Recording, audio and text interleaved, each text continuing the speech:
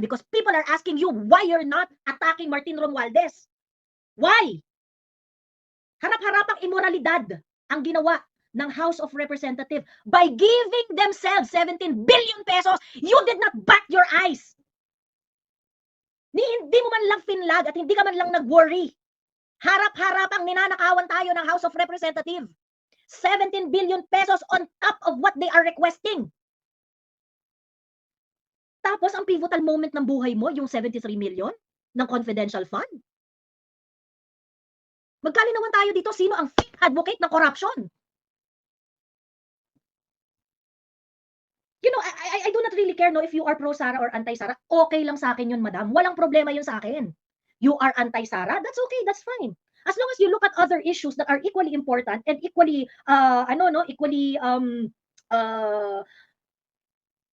atrocious, at least for your standard, na okay, kung feeling mo talagang na-offend ka sa 125, edi okay, sige, fine, walang problema yun. Diba? But allocation right in front of your your face, and you cannot see it, and you're not offended, and yet yung energy mo sa 73 million ay G na G ka. Madam, di niyo kami maluloko. Di niyo kami maluloko, madam.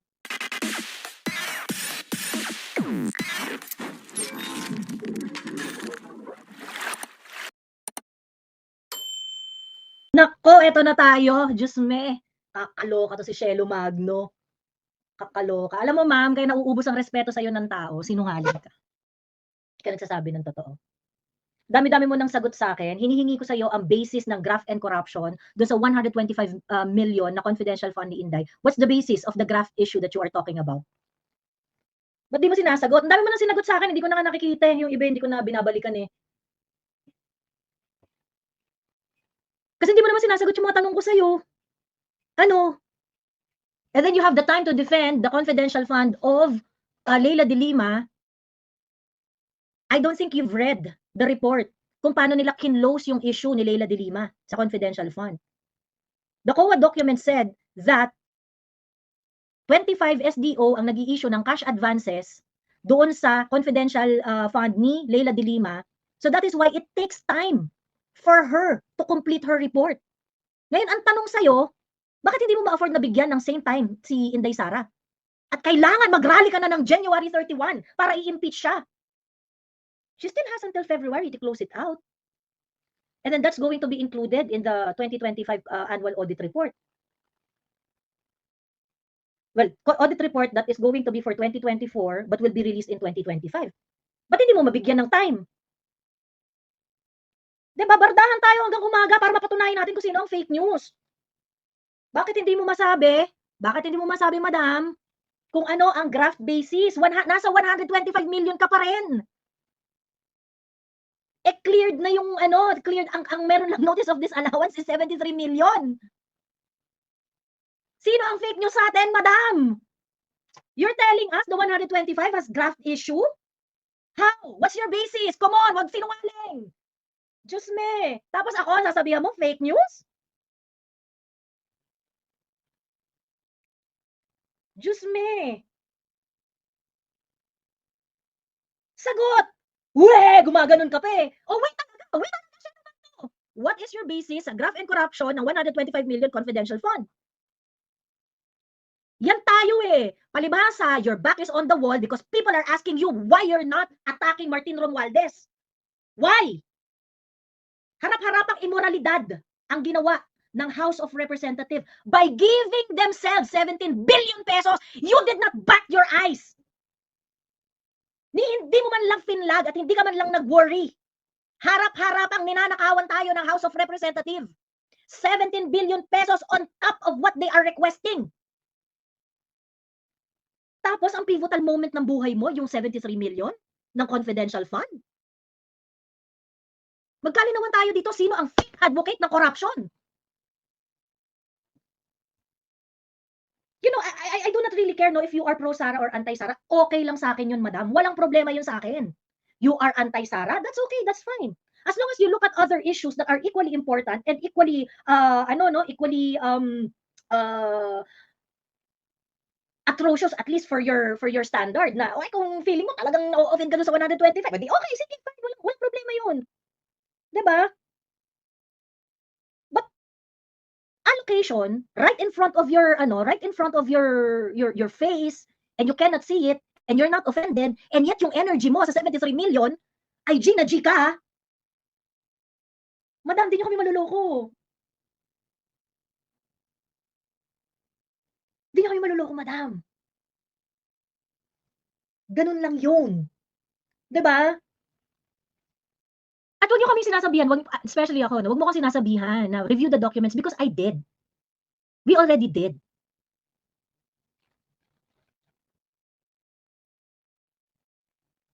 Alam niyo, madam, you know, ako hindi naman ako hindi ako I am not claiming I am the most eloquent, most intelligent, most kineme-kineme because I know my weaknesses.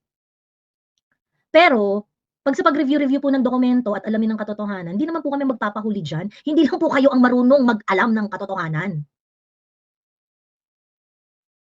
So ngayon, again, dahil you're telling me that I am a fake news peddler, you tell me, what is the basis of graft and corruption doon sa 125 million na confidential fund ni Inday? Sagutin mo dun sa page niya, Miss Joey, para madurog yun. Yeah, sinasagot ko siya. Wala nga siyang binabato pabalik. Wag daw tanga, wag daw tanga. Ba't ayaw mo gamitin yung utak mo? Ma'am, ba't ayaw mo gamitin yung utak mo?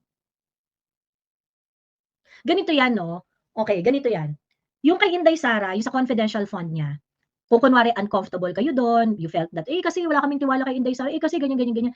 Sa totoo lang sa akin, I am tolerant doon sa mga ganun. Hindi niya talaga feel si Inday Sara eh. Yung confidential fund, it's really it's really about the discretion of the person being given by the confidential fund. So, hindi talaga mawawala yung inyong discomfort kapag may hawak na pera ang isang public official in that kind of situation. So I can agree with that, and that could be a subject for debate na, kasi hindi namin pinagkakatiwalaan. Pasensya kayo, 32 million nagtiwala kay Inday. 'Di ba? At pagdating doon sa debating yon, okay lang yun, that's a legitimate topic. Hindi kasi hindi kami nagtitiwala kasi ganito, ganito, ganyan, ganyan eh. But Inday Sara would still have a lot of remedies that are available to the Lima, remedies that are available to the UP system, who, by the way, okay, which, by the way, ay meron pang 160 million per their COA audit report noong 2003. Wala pa silang 2024 audit, hindi pa lumalabas hanggang ngayon eh. Yun yung pinaka-recent nila. UP system has 160 million pesos unsettled, suspended and disallowed funds. Ba't hindi ka nag-iiyak ng ganyan? Bakit yung energy mo hindi katulad ng pang-energy na, this is really about consistency, Shelo Magno. You are not consistent. You're fooling the people. That is the problem.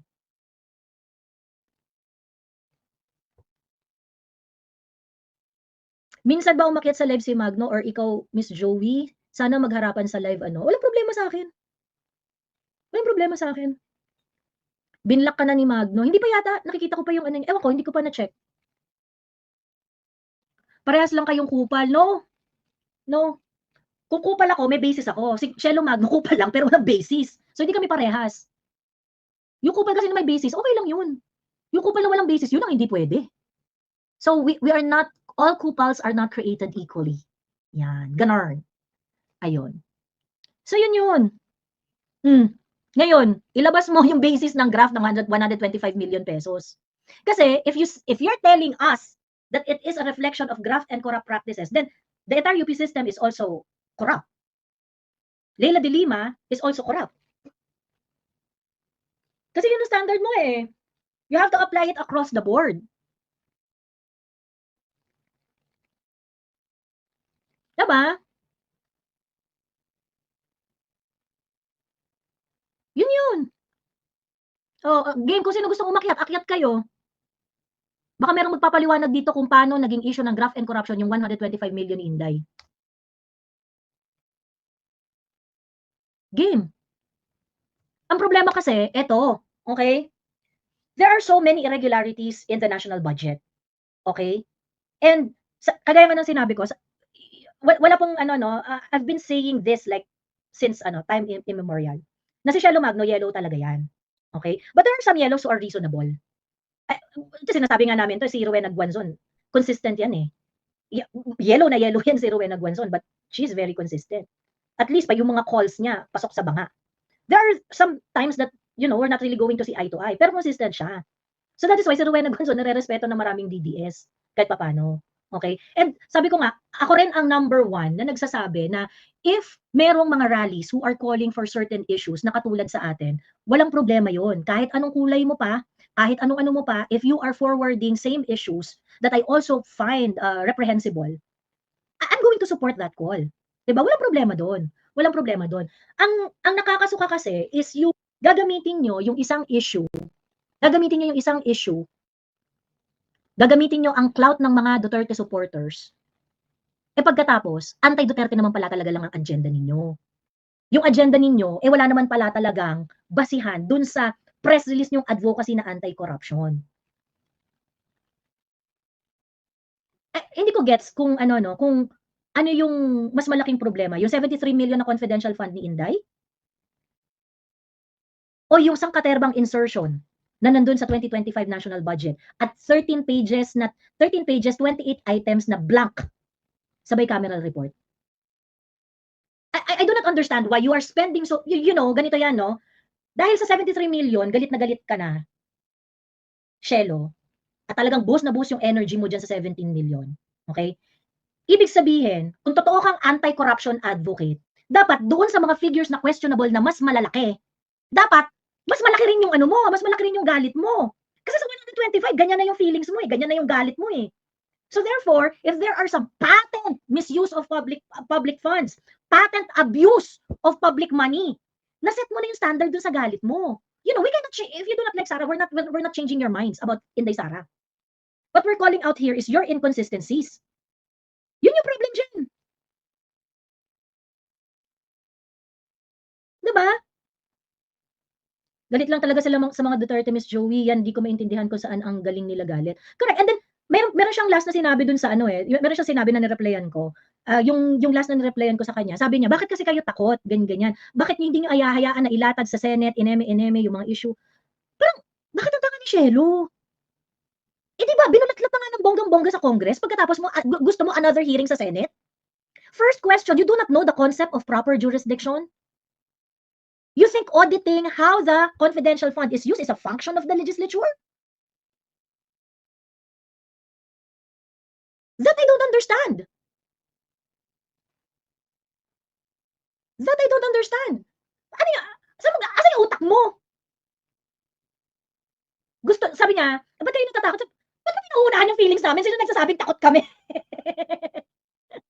Bakla, Diyos ko, mas matagal ako nagba-vlog sa'yo. Mukha ba akong takot sa dami ng bashers o ng babash sa akin at sa dami ng mga tatarantado sa akin? Mukha ba kaming takot? Baka na pinangunahan yung feelings namin. But anyway, that's a petty remark. Wala, okay lang yan, palampasin na natin yun. Pero to say na, ba't kayo takot? Kami talaga ang takot. Kami talaga ang takot? Ano ba? Madam naman, no? Hindi to issue ng takot-takot or whatever. Ganun. Ako nga, hindi kasi sasabihan takot. Ikaw nga, tapang ng apog mo eh. 'Di ba? That's a petty remark. But anyway, yung sabihin mo na ba't kami takot na dapat sa Senado ang usapan, I think you have basic problem in understanding the functions of the government. Kasi ma'am, pag may gusot at may issue, you don't go to the legislature. Hindi po ganoon. 'Di ba? Hindi ganoon, ma'am. You demand for the proper body to do their job. Ang problema sa inyo, you do not want COA to do its job to finish the audit of the confidential funds. Why? 'Di ba? Bakit hindi?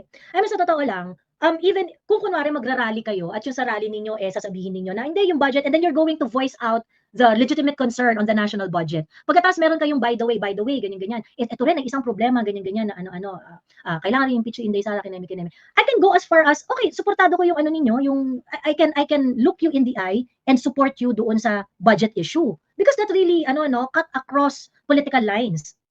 Walang problema yan, tama yun eh. 'Di ba? Pero yung blatantly, magtatawag kayo ng rally sa January 31, pagkatapos ang sasabihin ninyo, ang mga press release ninyo ay ito ay issue ng budget. Pagkatapos dun sa inyong call to action, meron kayong 4 actions against Inday Sara, even asking the help of the Congress. And you're talking about fighting the corruption, yet si Inday Sara lang yung meron kayong call to action and to no one else. What is that, Shelo? Honest ba yung ganon? Honest ba yung ganon? Di ka honest, madam. Diba?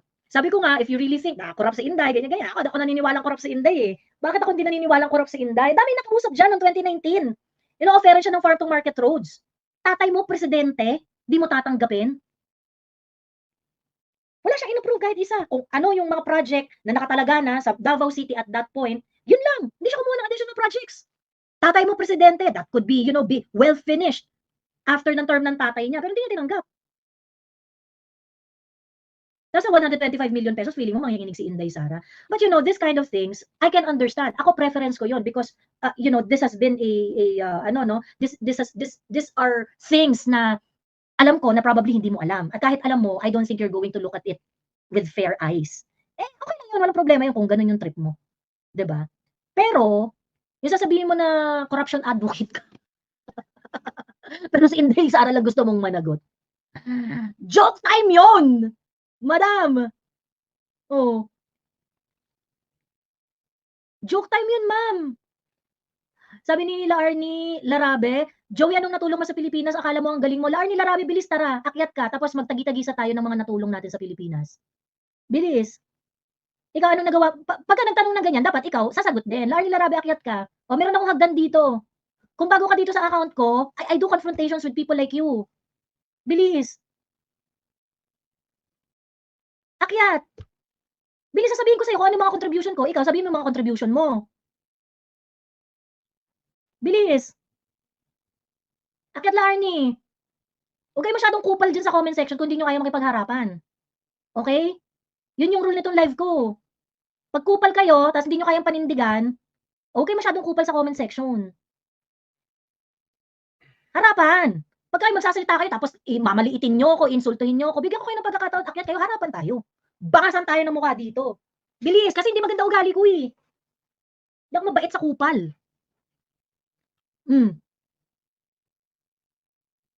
Game? Bilis, sabihin mo yung mga contribution mo sa Pilipinas, sasabihin ko yung contribution ko sa Pilipinas. Akyat.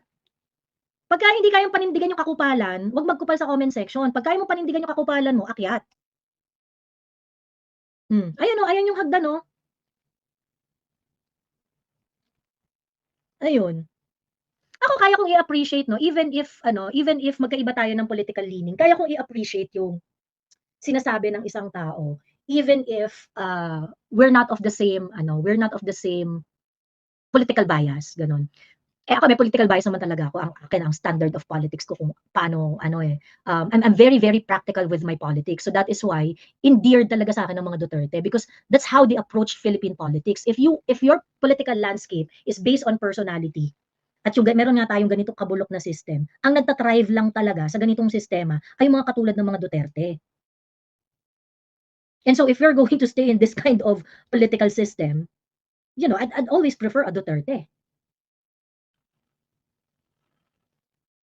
Yun yung standard ko. Ganun. Asan na yung ano? So anyway, di ayan, teka, akit si CY. Wait lang, CY ha. Ay sige, kwento ka na CY habang hinahanap ko yung Hi, Miss Joey. Good evening po sa lahat ng nanonood. Hello. Parang CY, babatiin ko pala si Shirley Suerto. Happy birthday, Ma'am Shirley Happy Suerto. birthday. Happy birthday sa'yo. Ayan, nakalimutan kong batiin ng isang live. Ayan, happy birthday. Belated happy birthday na pala yan. Late, Miss Joey. So, parang parang ito yung mga klase ng tao. Si Shelo Magno is a good example of people na may pinag-aralan, na may alam, pero hindi na-apply sa tama. So, yung mga katulad namin, for example, na nasa ibang bansa na hindi aware sa nangyayari, tapos mapapanood siya, mapapaniwala niya yung tao na yun. Kasi nga, masyado tayong personality based. Ako hindi lang sa politics, sa lahat ng bagay, no? Kapag kunwari, ay, attorney to, ay, engineer to, we give premium to those kind of people. Totoo. Well, to certain extent. Trust instantly, diba? yun yung ano tayo sa sobrang kind natin eh. Kasi parang ang iniisip natin na, ay hindi naghihirap yan or ay hindi nag-UP yan. So ibig sabihin matalino yan kasi hindi na makakapasok sa UP yan kung hindi yan matalino or masipag, kinam-kinam, ganyan-ganyan. And sa totoo lang, sige, okay lang yun. Pero at the same time, you don't rely on the laurel leaves ng mga tao. Because at the end of the day, ano ba gaano ba ka sincere, lalo na pagdating sa politics, no? Magkaiba yung mga achievements mo, yung credentials mo, doon sa mga kung papaano mo fino-forward yung politics mo, 'di ba? Because in politics, it's a play of power. It talks about it deals with policies that will protect the general welfare of the people. So, kung ano man yung discipline na meron ka, kung hindi mo makikita yung basic, yung fundamental goal ng policy making, and in our case, because we are in a democracy, ganyan-ganyan, wala ka. Kagaya nun, kunwari, ang consensus kasi at ang gusto ng maraming tao ay walang korupsyon. 'Di ba? Ngayon, ang pinapalabas ni Shelo Magno, anti-corruption siya. Which is okay. Pero hindi mo ginagawa consistently. Yun yung issue namin. Yun yung problema namin. Pero di ba, Miss Joey, na-clear na siya ng COA.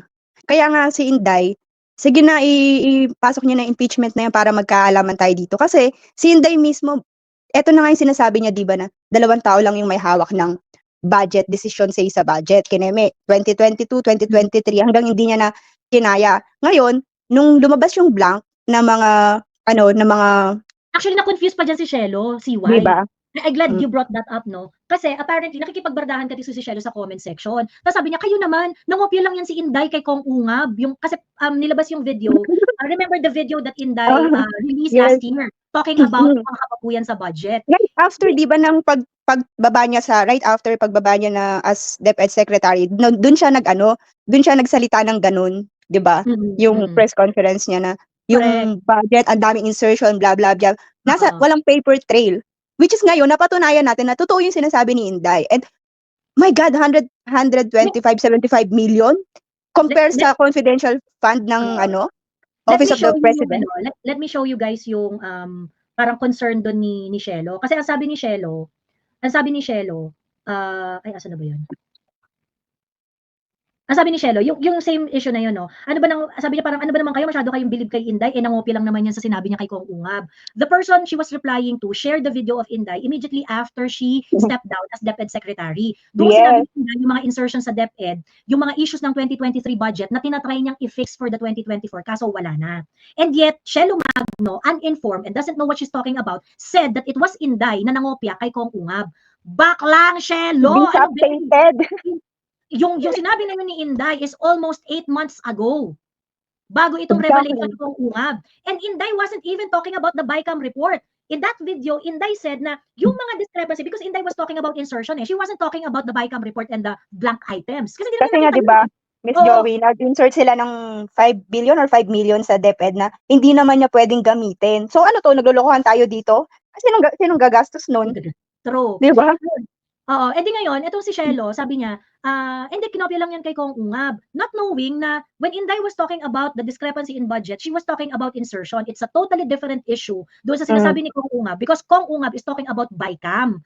Huwag kang tatanga naman to si Shelo eh. Huwag po kayong tatanga-tanga. Yan yung sinasabi ko eh. Sa lahat ng ayoko, yung nagko-confuse ng tao. Yung mga Eto, teka lang ha. Eto. Siya yung confused. Hindi niya kino-confuse yung tao. Siya yung confused kasi sarado yung tenga niya at saka pilit niyang pinipikit yung mata niya kapag tama yung ginagawa ng mga Duterte. Kaso, paano niya iti-twist yun?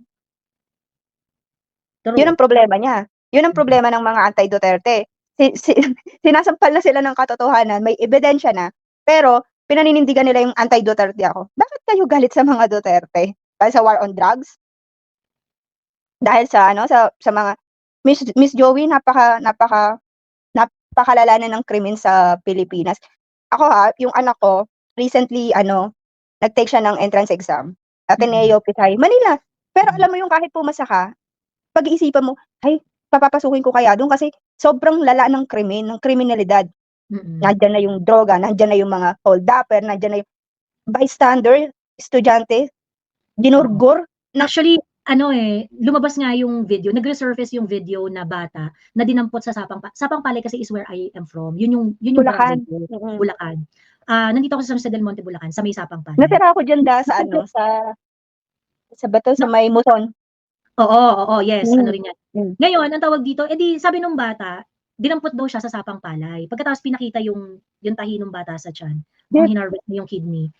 Yung video na shinare ko, may nag-comment doon, sabi, ate, actually luma na tong video na to. Siguro uploaded to last year pa.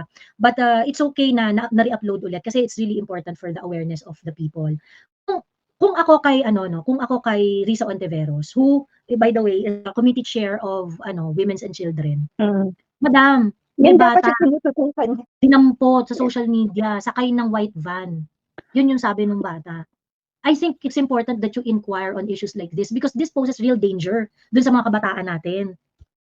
Buti nakabalik pa yung batang buhay. As in, imagine kung anak mo yun, tapos wala kang power para mahanap yung mga taong gumawa nun, tapos at least mapakulong sila, at least ma-stop yung operation nila na gano'n. Gobyerno dapat ang gumagawa nun, aside sa mga PNP, NBI, gobyerno dapat yung nagpupukpok sa kanila para ma-stop yung ganyan. Kasi ano na lang ang ano natin, ang tawag natin sa Pilipinas. Ewan ko, Miss Joey, napaka.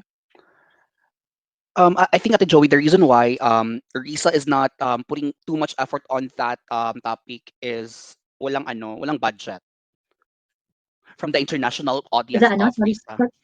I think walang budget from the international audience of Risa kasi most probably yung mga batang na nakukunan ng mga internal organs, it will be transported to the international community. So kasi hindi yun ang issue. Hindi yun ang issue ng alam mo naman si Risa, hindi gumagalaw kung walang pera. Alam mo, pwede mo lang i-campaign na wag yung kapag in case na mag-run ulit siya for senator. Kung pwede mo lang i-campaign yung mga tao na, kasi kapag kinampaign mo na anti-kasama, pinaliwanag mo kung bakit magkakaroon sila ng ng awareness yung mga tao sa mga katulad ni Risa. So ano na lang gagawin natin? Di ba ate, hindi bawal ang ganyan na campaign? Basta hindi lang siya ang problema kasi nakakaano ng batas. Pag kinampaign mo sila ng ganun, sabihan kanila ng fake news. So, gusto nila patawag yung mga vloggers kasi daw, fake news yung mga vloggers. Paano yung mga vloggers nila? Binabayaran nila? Hindi ba sila fake news? Paano nila ma-determine na itong vlogger na to is fake news kung sinasampal ka ng katotohanan ng mainstream media, yung ayaw nilang malaman ng mga tao na pasalamat tayo sa katulad nila Miss Sass, Miss Joey, kung sino pang mga vloggers niya na sila na yung nagsasabi ng katotohanan, tapos sila pa yung tatawagin fake news. Actually, sa totoo lang, kung i-claim na fake news, wala namang problema doon. O di sige, patunayan nyo. Bardahin nyo yung sinabi namin para fair. Di ba magkakitaan tayo dito sa mata? Walang problema yun. Actually, sa totoo lang, ang fake news, hindi naman nakakatakot yan kung hawak mo yung katotohanan. So kung kunwari, merong fake news, edi sagutin mo. Di ba? Tama ka. Oo, ngayon kung kunwari, kasi syempre, hindi naman protected ang libelous remarks at saka mga malicious imputations, ganyan-ganyan. Meron ka ring remedy. Nakakairita talaga, as in lalo na pag kunwari incessant talaga yung pagpapa-fake news, tapos yung, alam mo yun, syempre minsan parang iisipin mo parang, hindi naman worth na kasuhan to, magsasayang pa ako ng pera, tapos tuloy-tuloy. Tsaka kasi di ba, Miss Joey, sa cyber libel, kailangan mo lang na patunayan, on your part, kinasuhan ka ng cyber libel, kailangan mo lang ng proof na totoo yung sinasabi mo. Tapos, pwede mong i-alter yung case, di ba? Siya yung nag-fake news. So, dapat ganun. Sabi nga nila, meron na tayong law about cyber libel. Bakit kailangan mo pang ipatawag yung mga vloggers? Kasi funded daw ng mga narco-politician. Dapat provide nila yung linkages dyan. Sabi ni Carmen, Ma'am Joey, in interview si Ungab, ni Shelo, wala namang problema doon. Actually, that's good. That's good. Walang problema doon. Kasi si Shelo, ang tendency kasi ni Shelo, kapag kunwari, kaharap niya yung opposing views, agreeable naman siya eh. Correct. Nung nagharap sila ni agreeable naman siya eh. So actually, walang problema, okay yun. Actually, yun yung mga better moves ni Shelo. And I appreciate that. Ako, I posted appreciation post na may mga bagay tayo na dapat pinag-aagrihan. Lalong-lalo na itong national budget. Ang specific na issue ko kay Shelo Magno is not about the things that she's doing right. Because there are a lot of things that she's doing right. Ang problema is yung deceit tungkol dito sa January 31 na nag-i-invite yung mga tao about national budget daw to, ganyan-ganyan. Tapos, di ba yung post niya, yung pinost ni Ate Cathy na ang national budget ng Marcos Duterte, parang, Para namang hindi. Ano naging Marcos Duterte budget yan? Unang-una, si Sara, anong role niya sa pagbalangkas ng budget? So, defunded nga. Hindi kasi nga Miss Joey, hindi sila dudumugin ng tao pag hindi nila ginamit yung pangalan ni Sarah. Hindi kasi sila magkakaroon ng viewers kung direct to the point na sabihin nila na eto para sa kasi before naman nila sinabi na para na yun sa budget, na-announce na ni Castro na before nung January 13 na-announce na magkakaroon sila ng rally, and that is for impeachment of Sarah. Ngayon, iniba nila yung narrative for what? Hindi, sabi ko nga CY, ako sa totoo lang mas tolerant ako. Kasi sabi ko nga, kung kunwari magra-rally sila sa 31, pagkatapos, o mag-rally sila ng tungkol sa budget, ganyan-ganyan, tungkol sa ano-ano, ganyan-ganyan, marami kayong mga katanungan doon and whatnot, ganyan-ganyan. Walang problema sa akin yun. Doon sa aspect na nagkakaintindihan tayo, I can respect you doon sa parte na yun. Ang hindi ko mare-respect ay yung deceit. Yung deceit na, hindi naman kayo magra-rally para sa budget eh. Magra-rally kayo for Inday Sara's impeachment. Kasi if galit kayo sa corruption, at ang problema ninyo ay national budget, ang call to action ninyo is on the national budget. 'Di ba? Na, Correct. hoy mga Okay, representative, yung kayo mga nandiyan sa House of Representative, i-carry nyo naman yung aming mga boses na ayaw namin sa ginawa ninyo sa national budget. 'Di ba? It is part of the democratic process. People can just, it's not always going to court. It's about people imposing dito sa mga representante natin sa Kongreso na, "Hoy, pakinggan nyo kami, ayaw namin ang ginawa nyo dyan. Do something, make an action." And that's perfectly healthy. In a democratic country na merong demokrasya, okay yun, walang problema yun. Ngayon, yung pagpa-file ng kaso and things like that, that's another action that we can take. But we are not limited to that action. So kaya nga sinasabi ko, kung meron ka tayong parte dito na nagkakaintindihan tayo, okay lang yun. Ngayon, if on the side, you want to do Inday Sara rally, mag-protest kayo, gusto niyo siyang ma-impeach or whatnot, ganyan. Hindi niyo ako kasama dyan. San tayo nagkagulo? Yung wala kayong call to action sa national budget. Ang call to action nyo, nandun lang sa impeachment. Di ibig sabihin, Limited. wala talaga kayong intensyon na pag-usapan ang korupsyon ng national budget. Nagets nyo ba? Nagets nyo yung issue? Nandun yung deception. Nandun yung problem. So, ibig sabihin na parang, hindi naman pala problema sa national budget eh. Si Shelo Magno, wala naman palang problema sa kanya kahit si House of Representatives, inaprubahan niya ang sarili niya ng 17 billion on top of the 16 billion na nirequest nila. More than 100% ang increase ng kanilang budget pagdating sa BICAM. That is nakawan in broad daylight. Diba? Meron bang nangyaring ganyan before? Nabibigyan mo ng budget yung sarili mo na mas mataas pa doon sa nirequest mo? Additional ha? We're talking about additional. Kaya maganda rin yung sinabi ni Panfilo Lacson na may mga blanks na gano'n tas binito ni PRRD.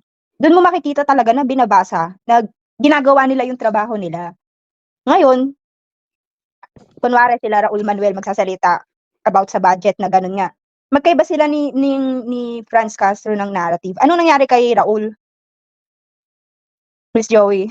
Bakit nagkaiba sila ng narrative ng BFF niya? Pero at least kahit papaano, si Raul Manuel saying na he was talking about the process, and these are the things that we should be relying on dito sa ating mga kongresista. Magsabi kayo ng totoo. Ngayon, at least si Raul Manuel, alam mo na talagang anti-Duterte yan sa balat, isa sa mga anti-Duterte sa balat ng lupa. But he was talking about, yes, na-receive namin yung email na yan, December 11, at binigay yan sa amin 1 hour before ang plenary session. There was really no time to review it.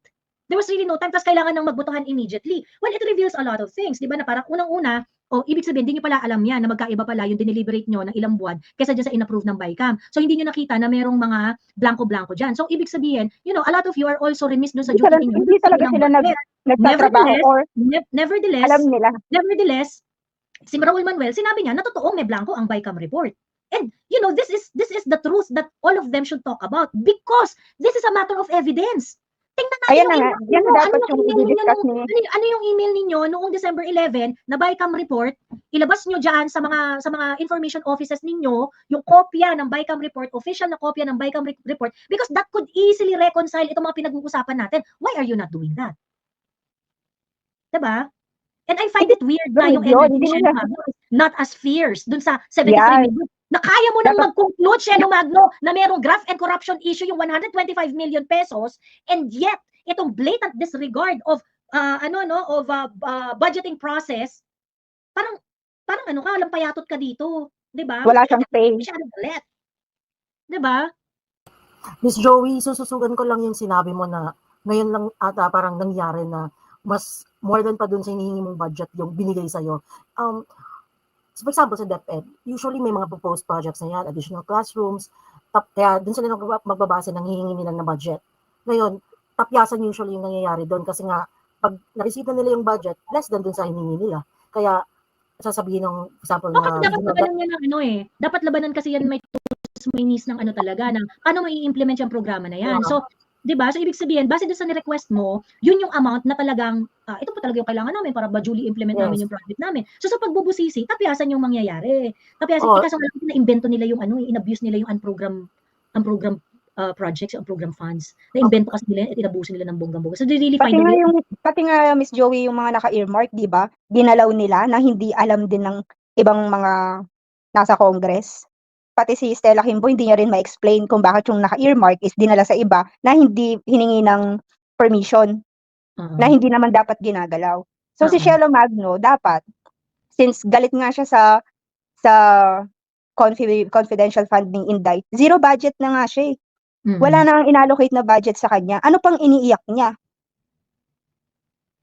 Ayun. Anyway, ang tawag dito, papakita ko lang sa inyo to kasi ito yung ito nga yung sinasabi ko na siya lumago, bago ako magsabi-sabi ng fake news sa iba, ikaw, hindi mo rin naiintindihan mga pinagsasabi mo. Katulad nitong katulad nitong interaction ninyo. Sabi niya yung naghahanap ng ibang characters na una na po sila sa impyerno, nire-represent sila ng apoy sa likod, ang dami mong Eva, sa totoo lang, corny mo. But anyway, meron nag-comment sa'yo, si VP Sara ang unang nagsiwalat ng mga bilyong-bilyong kinukurap na pondo at mag-isa siyang nagsasalita dati. Kaya nga 'di ba binanatan siya ng administrasyon, lahat ng panggigipit ginawa sa kanila. Matalino ka naman, alam mo kung ano ang totoo. Bago ka pa mag-ingay at makisakay sa mga issue about sa pondo, Duterte ang unang nakipaglaban diyan. Panay lahat ng kaalyado niyo sumisipsip. Ayan, teka tingnan ko kung inano niya ba to? Sinimor niya. Ayan. Sumagot siya, si Sara lang talaga ang nagsalita, kinopya lang naman yan kay Kong Ungab dahil mga congressman lang ang may access sa document. Ha, masyado kayong believe, di naman valid. Napakatanga mo, Shelo. See? You are talking about things that you do not know, Shelo Magno. Itong video na to na nandito, this was actually a video noong panahon pa na nag-resign si Inday Sara sa DepEd. Okay? Inday Sara, when she was talking about that, when she was talking about the insertion in the DepEd budget, for your information, Shelo Magno, okay? When she was talking about the insertion, she was talking about the NEP, okay? The GAB and the GAA. Sabi niya, pagka pinag-compare mo yan, yung NEP, yung GAB at yung GAA, makikita niyo na yung singitan diyan, okay? Makikita niyo na yung mga singitan diyan sa budget na yan. Okay? So that's why Inday Sara was talking about yung 5 billion na ginawang 15 billion, yung mga billion-billion na siningit doon sa budget ng DepEd na hindi niya pinayagan. Pagkatapos, si Kong Ungab, si Lolo Sid, okay? Ang ni-raise ni Congressman Ungab na issue is the bicameral report. Diyos ko, napakatanga nito. Kaya nabubista ko dito, lakas-lakas magsabi na fake news kayo. Eh, ikaw, Shelo, kita-kita namin katangahan mo. Tigilan mo kami. Paano kokopya ni Inday Sara yun? They're talking about two different things. Inday Sara is talking about budget insertion. Kong Ungab, Lolo Sid is talking about the bicameral report, 28 items, 13 pages. 28 items na blank in 13 pages. See?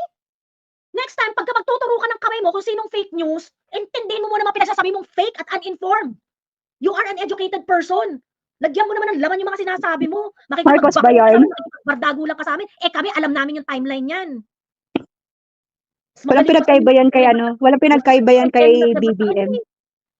Miss Joey, walang pinagkaiba yan kay BBM kasi bago sana sila mag-comment, inalam muna nila. Kaya yung ibang tao, tulad nung nag-comment sa kanya sa Facebook, let's say kahit naman hindi siguro professional yung tao na yon, may replyan siya ng ganon, sasabihan ka ng ganon, anong labas mo? Anong mukha mo dun? Ordinaryong tao lang yun, nag-reply sa'yo dahil sa katangahan mo. Ay, hindi naman valid. Sana yung nag-fake news doon. Bakla, dalawang totally different issues yung pinag-uusapan natin dyan. Okay? Kaya nga di sa live ko, lagi kong ine-emphasize, yung sinabi ni Lolo Sid na BICAM, okay, na BICAM issue, that is just one among many issues dito sa 2025 national budget. What are the main issues? Number one, ito si Shelo nagsalita rin dito yung pag-allocate ng yung hindi pag-allocate ng pinakamataas na budget sa education. I saw Shelo Magno making a content about it na parang natatawa siya na ba't yung binalahura yung budget na minanipulate ninyo, sinama niyo yung PNP, sinama niyo yung PMA, tsaka yung iba pang mga educational institution hindi naman part ng basic education in order for the education sector to appear to have higher budget doon sa kabuuan ng national budget. Ganyan. That's one issue. Okay, number 2, that's a constitutional question. Number 2, yung ni-raise nga nito ni Lolo Sid, sabi ni Lolo Sid na merong 28 items na blanco sa 13 pages ng around out of 200 pages ng BICAM report. And why it is important? It is important because the BICAM is the basis of the reconciled budget bills.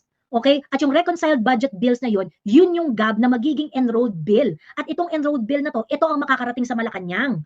Ang mga tanong doon ay sino ang nag-fill up ng mga blank items doon because bicameral report, bicameral conference is actually that stage of legislative process na masyado ng dulo. Ang deliberation ng budget at ang pag-figure out ng eksaktong allocation per item should have been determined at that point. It should have passed the scrutiny during the time na nasa committee level pa lang yan.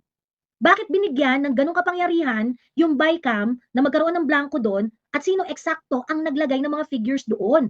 Yun yung karimari-marim doon. Ngayon, Win Gatchalian, sila, yung ibang mga play safe na sumagot, even them na sinasabi nila na wala silang nakikita na blanco, sinasabi nila na kung may blanco yan, hindi yan katanggap-tanggap. Everyone is saying walang blanco na yung mga kakampi ninyo nagsasabi walang blanco, wala kaming nakitang blanco. Ang sinasabi ng ibang mga legislator, hindi, meron kaming nakitang blanco talaga. It becomes an issue of evidence at pagdating dito sa issue na ni-raise ni Kong Ungab, yun ang reckoning point, ebidensya. Nakakuha na ng copy pala dyan si Attorney Vic Rodriguez. Official copy. O, anong gagawin natin? So that's number 2. Number 3 issue on the national budget is the insertions. The budget insertions, yung mga nag-request lang sila ng 5 billion, binigay lang sila ng 15 billion. Nag-request sila ng 20 billion, binigay lang sa kanila 10 billion. Yun po yung isa pa, nakarimari-marim na issue ng budget. So, magugrupo natin itong issue na to, itong mga major issues sa national budget into 3. Yun yung minention ko na yun. Pagkatapos, talaga, ang turning point ng advocacy mo on corruption is the 73 million that is still under appeal. That is still being sorted out in its proper offices. Paano kung mag-decision yung Supreme Court, paano kung mag-decision yung COA, at sabihin na walang issue doon? O di nagsayang ka ng energy. But even if you are confronted by those risks, you still want to push for corruption issue. Even if alam mo na meron pang prosesong pagdadaanan yung mga ibinibintang ninyo, you still want to take the risk and say that there is corruption involved. And that can only be explained by one thing. You are lobbying for a person who will benefit sa pagkasira ni Inday. Yan lang ang explanation dyan, Madam Shelo. Meron pa bang ibang explanation dyan? Why are you not talking about the Okada issue, yung bribery issue na napatunayan sa court outside ng jurisdiction ng Pilipinas na nagkaroon ng bribery? Bakit hindi niyo itulak mo? Dapat alam natin yan. Diba? Kasi nasisira din yung Supreme Court justices dun eh. And it was an established fact dun sa case sa Court of Delaware. Why are we not talking about the budget insertion? Especially yung insertion dun sa BICAM na 17 billion pesos. House of Representatives giving themselves money. Giving themselves 17 billion. How can you morally justify that act?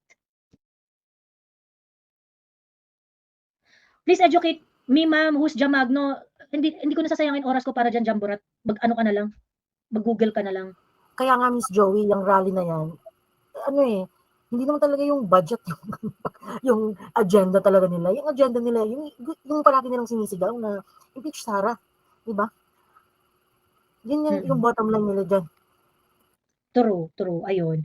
Yamot, meron ka pa gustong idagdag, Yamot? Ano, may sinasabi ka kanina eh. Yes, ate. So, ang ano ko lang is, di ba, si Risa Hontiveros kasi is always asks if there is parang padulas or if there is a benefit to her and it is not a long journey. Kasi alam niya na pag long journey, baka makalimutan na ng tao. The same what is happening to Mayor Alice Goo, diba? O wala nang limelight si Risa because Alice Goo is already gone.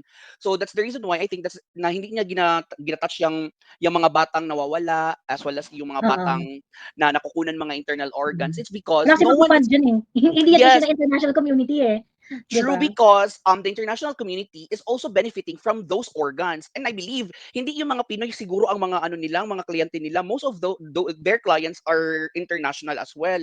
Diba? Kasi pag donor ka ng organs, ang dami kayong nakapila na nangangailangan ng a certain organ. And walang tangang tao, I mean, not really tanga, walang tao na magsabi ng yes o ura mismo na, o sige, kunin mo yung kidney ko na isa. Unless otherwise, if kapamilya mo or there's really like a very big money na involved. Balikan ko lang tong si Shelo Magno kasi di ina-attack na siya kasi ang daming nagko-question sa kanya eh tungkol sa January 31 rally na yan eh na nahubaran kasi nagsalita si Trillanes. Sabi ko nga sa inyo, di ba merong invitation rin sa akin about that. And then when the invitation was given to me, ang ganda nung call kasi pinangalanan talaga, and the call was really leaning towards the House of Representatives at lahat ng kabulukan doon, which is something that I can support. Ngayon, ang tawag dito nung lumabas na nga yung si Trillanes magra-rally rin pala ng 31 same venue. So I had to confront yung nag-i-invite sa akin kasi parang bakit yung inallow na si Trillanes is going to be on the same page, same event, pagkatapos siya ang call niya anti-Sara rally, ganyan. So parang sa akin parang nakakabastos naman yun eh. Alam niyo naman, meron akong Duterte sa noo eh, di ba? So ibig ko sabihin parang that's just kasi what they wanted me to do is to promote it eh. What they wanted me to do is to promote the January 31 rally. Ang sa akin, walang problema yun if that is really your call. But yun nga sinasabi ko, the people who are going to attend are saying it is a national budget issue, pero yung call to action nila, anti-impeach Sara lang naman pala, 'di ba? So ngayon, because yun nga yung ganun na yung nagiging nila, ganun na nagiging takbo nung kanilang event sa 31, ba't pa kami sasama diyan, 'di ba? Bakit pa kami sasama diyan? Ngayon, nung na si Shelo na figure out na nung mga tao na parang fake advocate ka ng corruption, hindi ka naman talaga pala anti-corruption hindi ka naman pala talaga anti-corruption advocate eh, lobbyist ka kasi you are doing this in order to bring Inday Sara down. Who's going to benefit pagka nabura nyo si Inday Sara sa mapa?